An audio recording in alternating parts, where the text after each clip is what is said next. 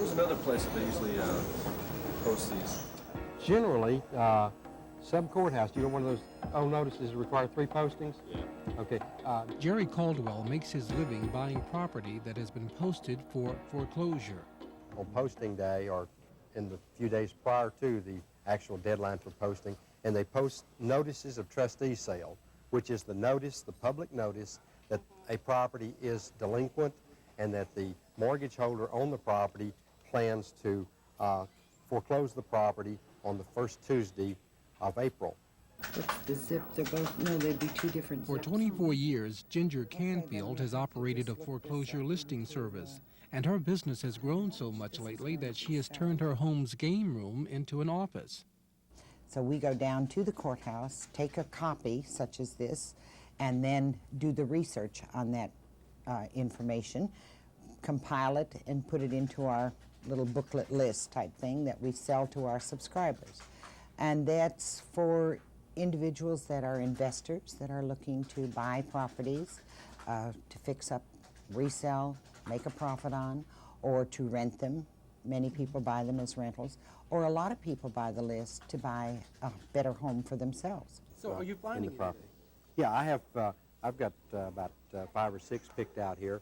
Let me put these back up and we'll see what we've got left here. All right, in March of '83, we had 266 properties posted. This March, we had 1,207 properties posted. Okay. That's quite a climb. That's a climb. That is. Now, is that strictly, is that just the economy? Furthermore, we had 90 foreclosed in March of 1983, and this March, we had 506 foreclosed. They're interested in purchasing property from 1980 back, where the interest rate was lower, and the equity is there because of the conditions that property was worth more than what you paid for it. Here's one dated August of '77. This one should be an extremely good property as far as the equity position is concerned. Probably the 8%, 7.5 or 8% range. So I know it's got a low interest loan. Hopefully it'll be a loan that might be assumable. These properties are properties that I would go out and knock the door, and that's what I'll do from here. We'll go over to the records building. We'll look up the street address for these properties, and with that street address, then we'll have an idea of where we're going to go.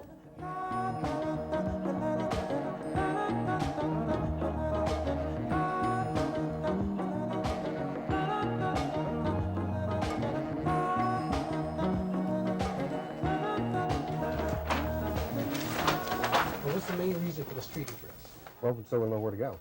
If it's legal Where do you description, want to go? Just to look at it, or I want to go and try to buy it. even before you see the property, you want to buy it? Yes. I mean, that's the only way we make. If we don't buy anything, we can't make any money.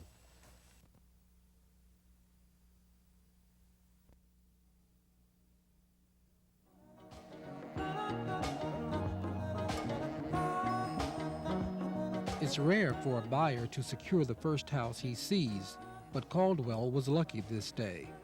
The owner of this house had received his foreclosure notice in the mail. The 57-year-old man's wife was in the hospital, receiving dialysis treatments 3 times a week. He is unemployed.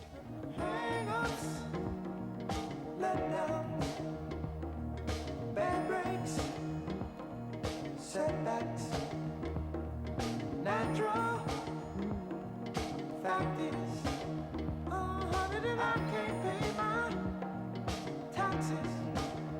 Oh, make me wanna holler and throw up both my hands. At one time, he was put on welfare, and because of an inbreeding that he had, his parents said, you know, you ought to work for a living, you shouldn't be on welfare.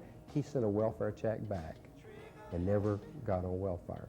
Probably originally, the property was bought for $8,000 on that original first lien, which has the $3,800 balance. And low interest rates prior to 19... Probably 6.5 or 7 on this particular property. Okay, and then you take that, and how much would you offer him? I offered him $3,000 for his equity, kind of based on some unknown figures. so total amount that you're gonna have to pay out, repairs, the equity that you're paying for, and plus the balance on the liens.